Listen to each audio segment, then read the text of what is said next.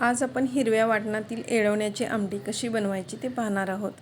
तर इथे तुम्ही पाहू शकता आमटी एकदम दिसायला मस्त अशी दिसते। तर त्याच्यासाठी लागणारे मसाले इथे सुकं खोबरं घेतलेलं आहे, लसूण घेतलेला आहे आणि याला छान असं कढईमध्ये भाजून घेतलेलं आहे।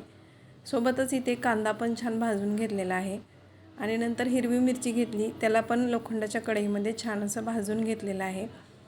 तर हे मसाले सर्व भाजल्यामुळे ना या आमटीला चव एकदम छान अशी येते। हिरवी मिरची छान भाजून घेतल्यानंतर इथे तुम्ही पाहू शकता कोथिंबीर घेतलेली आहे, कढीपत्ता घेतलेला आहे। कोथिंबीर कढीपत्ता स्वच्छ धुवून घेतला आणि ते कोथिंबीर कट करून घेतलेली आहे।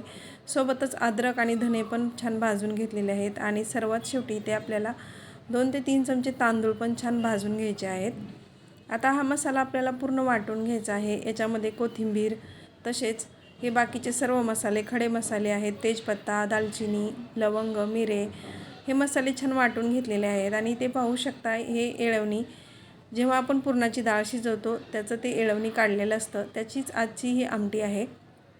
नंतर एका पातेल्यामध्ये तेल घालून घेतलं, वाटलेला मसाला घालून घेतला, सोबत कढीपत्त्याची पाने घालून घेतली आणि हळद पावडर घालून घेतलेली आहे। आता हा मसाला आपल्याला तेल सुटेपर्यंत छान परतून घ्यायचा आहे। सोबतच याच्यामध्ये आपल्याला चवीनुसार मीठ पण घालून घ्यायचं आहे आणि सर्वात शेवटी आपल्याला हे येळवणी याच्यामध्ये घालून घ्यायचं आहे आणि नंतर ना लागेल तसं पाणी घालून अशा पद्धतीने छान अशी ही आमटी बनवून घ्यायची आहे। तर आजची ही येळवण्याची आमटी तुम्हाला कशी वाटली ते कमेंट करून सांगा। चॅनलवरती नवीन असाल तर सबस्क्राईब करायला विसरू नका आणि रेसिपी थोडी जरी आवडली असेल तर एक लाईक नक्की करा। चला परत भेटूया, तोपर्यंत बाय बाय।